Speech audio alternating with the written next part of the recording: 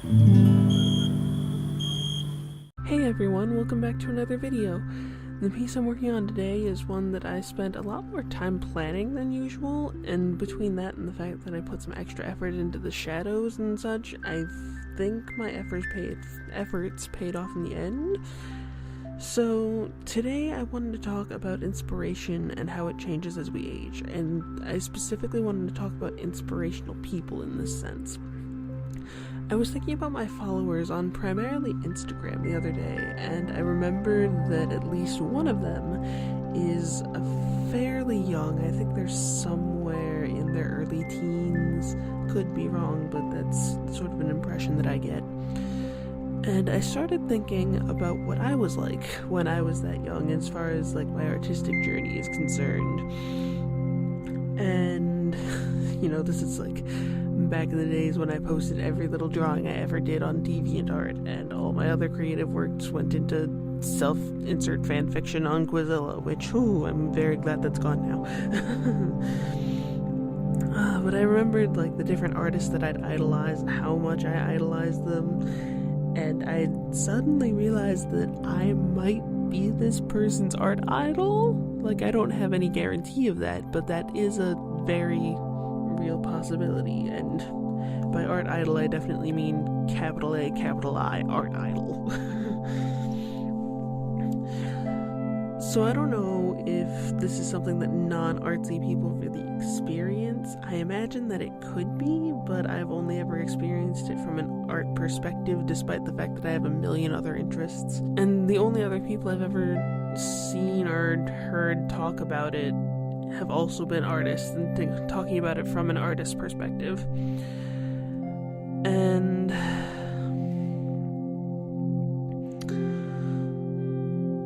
for me and a lot of my friends in, middle school days and such, the artists that inspired us were like artistic gods of sorts. Like, they could do no wrong. And we would religiously watch these people's speed paints, and then they were really simple character speed paints, and we'd watch them over and over and over again and try and recreate their techniques and their what's the word? Their quality, I guess? That's not the word I was going for, but it's close enough. And it was a time. And with how much that we'd obsess over them, they shaped a lot of our interests and views over the years from like that general time period. And actually, my name of Kinasume actually came as a result of one of these obsessions. It was the name of a character that I had made for an animated movie that my best friend and I were gonna work on, and that, it went so well, didn't exist.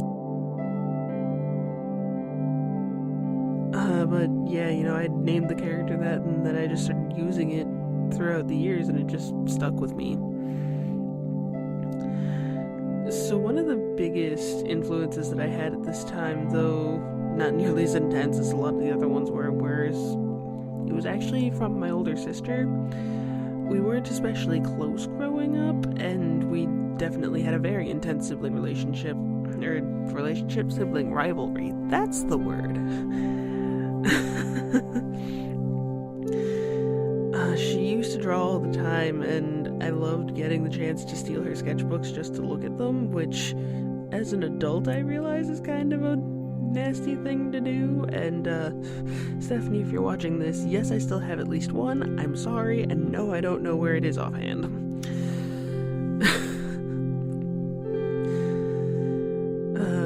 So I think,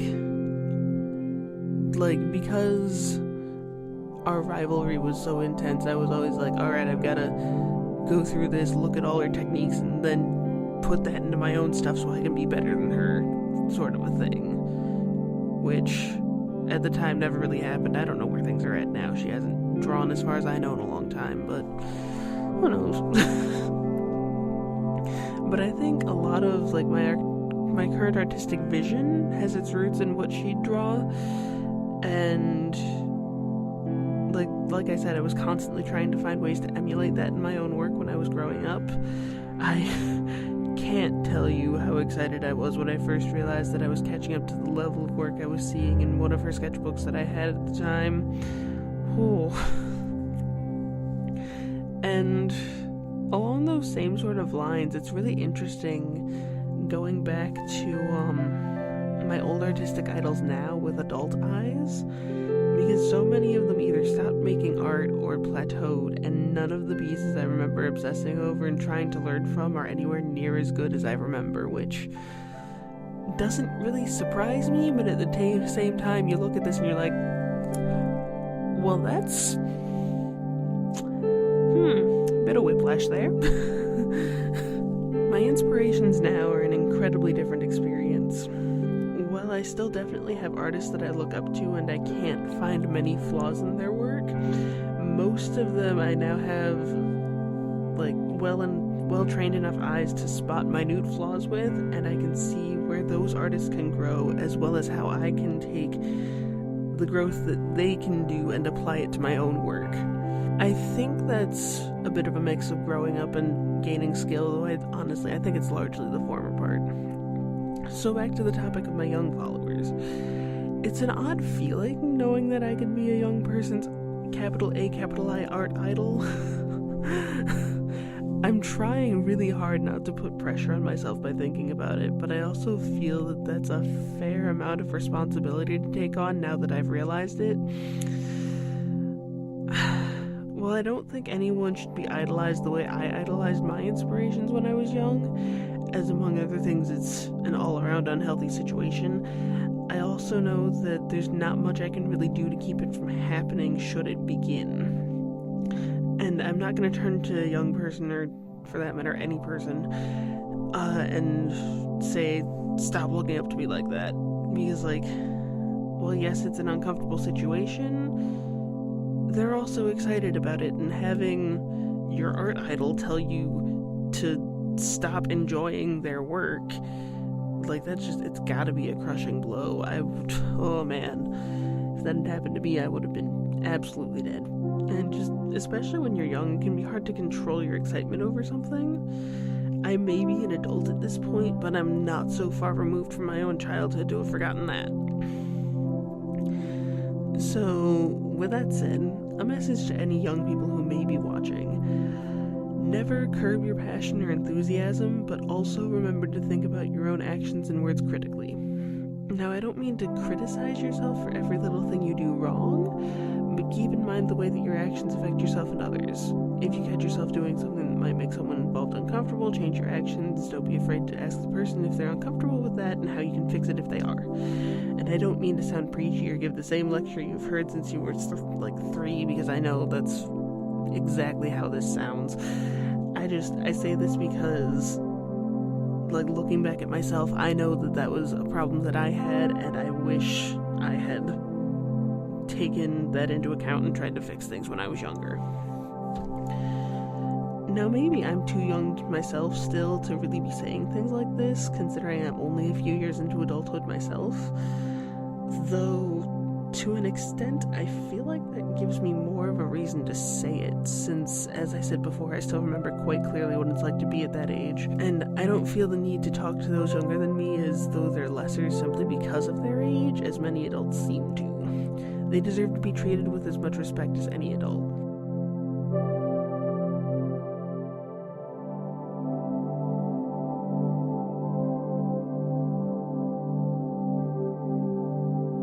So what do you think?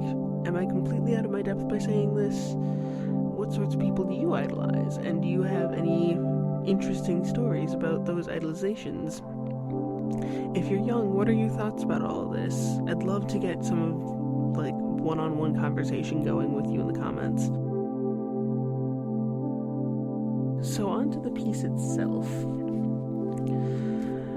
I don't remember what got me thinking on otters, but I was definitely stuck on the concept of doing an otter piece for a while, and I don't think I'd ever drawn an otter before, so I went through and I did some practice sketches and such, which I think those are on my Instagram somewhere, fairly recent. And it took way more sketches than I was anticipating to get to a point of coming up with something that I actually liked, but eventually this came out, and I found the position that I liked, and then I built up the shape of like the frame that I wanted from there, and then I decided that I wanted the lavender on the outside, and then the actual background was entirely an afterthought. But I'm really happy with where this one turned out. I think I could have done a little bit better as far as like really making colors pop and such, but that's primarily with like the sky versus the rest of the piece, and I was having a hard enough time getting enough color onto the sky as it is. And then I was having a lot of trouble when I got towards the end. I had done the gold outline around the outside edge, and I had done all the silver on the otter and in the stars and on the water and such, but I wasn't sure if I wanted to do a lighter gold on the inside of the lavender, and eventually I came to the conclusion that I definitely needed to, and I'm very glad that I did. It gave it that little bit of extra dimensionality away from the piece itself, and I was really worried when I was debating this that the lavender would all just get lost in the background, and I really think it would have if I hadn't put in that little extra bit of gold. But after mild suffering with the specific outlining of all that, it all came together, and I'm very happy with how it turned out.